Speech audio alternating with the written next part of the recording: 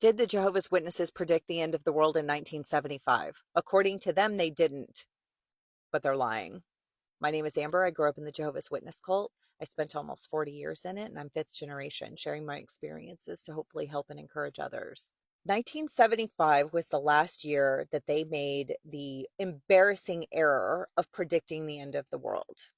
After they had done it several times and it never came true, 1975 was the last time. Ever since then, we've been in the last days, according to them.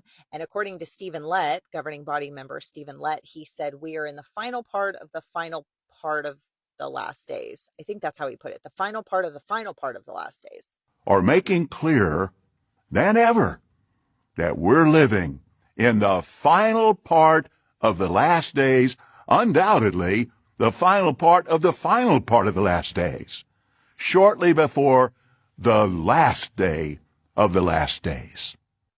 He doesn't know. But did they actually preach the narrative that the end of the world was coming in 1975? Yeah, they did. Listen to this.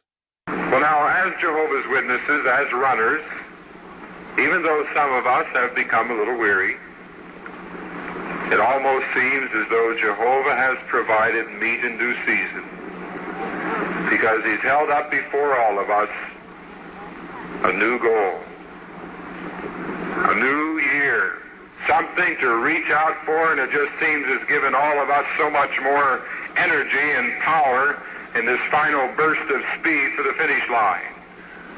And that's the year 1975.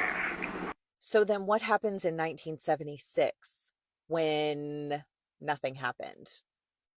Well, the president of the Watchtower Bible and Tract Society, the head governing body member, was Brother Franz, and he came out in 1976 and said, do you know why the end didn't come in 1975? Because you were waiting for it to.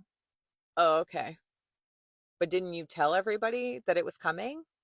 So once again, the members are at fault for thinking that the world was coming to an end after it's what they were being told. I mean, what else would you expect out of the members? To believe what you told them to? That's what we're told to do. Instead, they put out the narrative that it was a bunch of rogue members that were trying to predict the end of the world.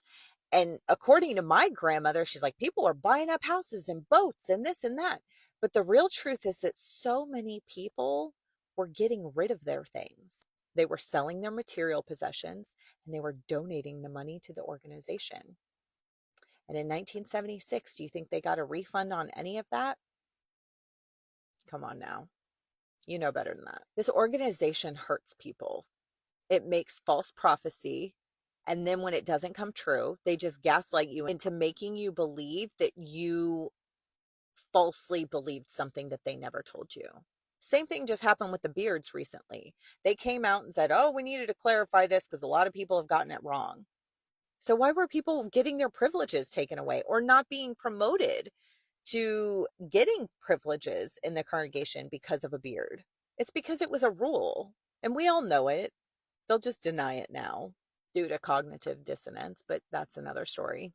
But this is what's going on. So this organization can make mistake after mistake, and it's always deemed imperfect men. Well, they're doing their best. At what point is it not the true religion? You need to ask yourself that, because you're devoting your life to these men, and whatever they say goes.